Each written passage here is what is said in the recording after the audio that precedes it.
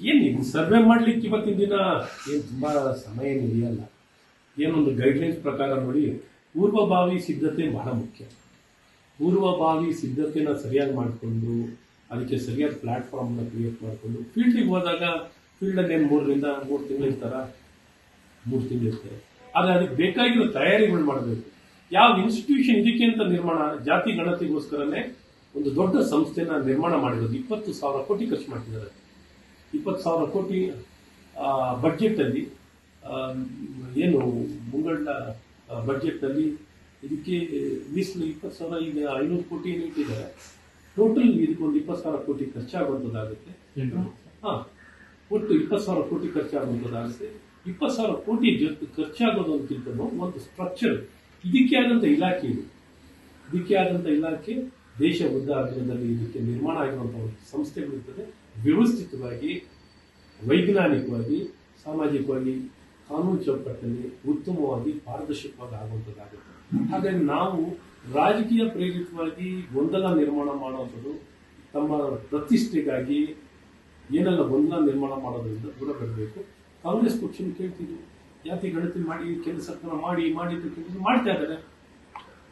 ಎಲ್ಲರೂ ಕೇಳಿದ್ನ ಜಾತಿ ಗಣತಿ ಅವರಂತೂ ಮಾಡಿರಲಿಲ್ಲ ಕಾಂಗ್ರೆಸ್ನವರು. ಕೇಂದ್ರ ಸರ್ಕಾರ ನರೇಂದ್ರ ಮೋದಿ ಅವರ ನಾಯಕತ್ವದಲ್ಲಿ ಪ್ರಧಾನಮಂತ್ರಿಗಳು ಜಾತಿ ಗಣತಿಗಳು ಜನಗಣತಿಯ ಜೊತೆಯಲ್ಲಿ ಜಾತಿ ಗಣತಿ ಮಾಡ್ತಾರೆ. ಒಳ್ಳೆ ಬೆಳವಣಿಗೆ, ಇದನ್ನ ಸದ್ಬಳಕೆಯನ್ನು ಮಾಡಿಕೊಳ್ಳುವಂಥದ್ದು ಮಾಡಲಿ ಅಂತ ನಾನು ಒತ್ತಾಯ ಮಾಡಿ.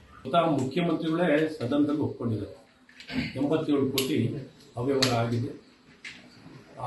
100% ಹಣ ಅನ್ನ ತಗೊಳ್ಳುವಂಥದ್ದಾಗಿದೆ, ಹಸ್ತಾಂತರ ಮಾಡ್ಕೊಳ್ಳುವಂಥದ್ದಾಗಿದೆ, ಗುಳುಮ್ ಮಾಡ್ಕೊಂಡಿದೀವಿ ಅಂತ ಅವರೇ ಒಪ್ಕೊಂಡಿದ್ದಾರೆ. ಗುಳುಮ್ ಆಗಿದೆ, ಹಸ್ತಾಂತರ ಆಗಿದೆ, ಸಂಪೂರ್ಣವಾಗಿ ಹಣ ಟ್ರಾನ್ಸ್ಫರ್ ಆಗಿದೆ ಅನ್ನೋಂಥದ್ದು 87 ಕೋಟಿ ಮಿಕ್ಕಿಂದ ರಿಕವರ್ ಮಾಡಿದೀವಿ ಅಂತ ಹೇಳ್ಕೊಂಡ್ರು. 87 ಕೋಟಿ ನೇರವಾಗಿ ಹಣ ದುರ್ಬಳಕೆ ಆಗಿದೆ, ಹಣ ಕಾಣ್ತಿಲ್ಲ, ಹಣ ಸಿಕ್ಕಿಲ್ಲ ಅಂತ ಅವರೇ ಒಪ್ಕೊಂಡಿದ್ದಾರೆ. ನಾನು ಹೇಳ್ತಿರೋ ಮಾತಲ್ಲ. ಹಾಗಾಗಿ ಇಲ್ಲಿ ರಾಜಕೀಯ ಪ್ರೇರಿತ ಅನ್ನೋಂಥ ಪ್ರಶ್ನೆ ಇದೆ. ಇವತ್ತು ಪರಿಶಿಷ್ಟ ಪಂಗಡಕ್ಕೆ ಸೇರಿರುವಂತಹ ವ್ಯಕ್ತಿಗಳಿಗೆ ಎಲ್ಲ ಒಂದ್ ಕಡೆ ಮೋಟರ್ ಸೈಕಲ್, ಗಂಗಾ ಕಲ್ಯಾಣದಲ್ಲೋ, ವಿದ್ಯಾಭ್ಯಾಸ ಮಾಡಲಿಕ್ಕೆ ಸ್ಕಾಲರ್ಶಿಪ್ ಅಥವಾ ಹಾಸ್ಟೆಲ್ ದುಡ್ಡು ಕೊಡುವಂಥದ್ದು, ಅಥವಾ ಸ್ವಂತ ವ್ಯಾಪಾರ ಮಾಡಲಿಕ್ಕೋ, ಇದಕ್ಕೆಲ್ಲ ಮೀಸಲಾಗಿದ್ದಂತ ಹಣವನ್ನ ಪರಿಶಿಷ್ಟ ಪಂಗಡದ ಬಗ್ಗೆ ಮೊಸಳೆ ಕಣ್ಣೀರಿಡುವಂತ ಈ ಸರ್ಕಾರ ಆ ಪಂಗಡದ ಬಡ ಜನರ ದುಡ್ಡನ್ನ ನೇರವಾಗಿ ತನ್ನ ಚುನಾವಣೆಗೆ, ಇದು ಸರ್ಕಾರದ ಮುಖ್ಯಮಂತ್ರಿಗಳ ಸಾಮರ್ಥ್ಯ ಅಂತ ಆಗುತ್ತಾ, ನೇರವಾಗಿ ಆರ್ಥಿಕ ಇಲಾಖೆಯಿಂದ ಹೆಂಗ್ ವರ್ಗಾಯಿಸ್ತಾರೆ. ಅದಕ್ಕೆ ಸಮರ್ಥನೆಯನ್ನ ಉಪಮುಖ್ಯಮಂತ್ರಿಗಳು ಮಾಡ್ತಾರೆ.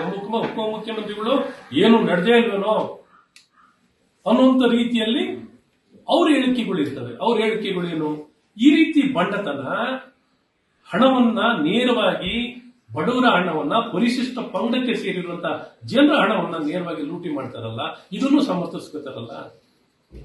ಒಂದ್ ಕಡೆ ಅವರೇ ನೇರವಾಗಿ ಒಪ್ಕೊಂಡಿದ್ದಾರೆ.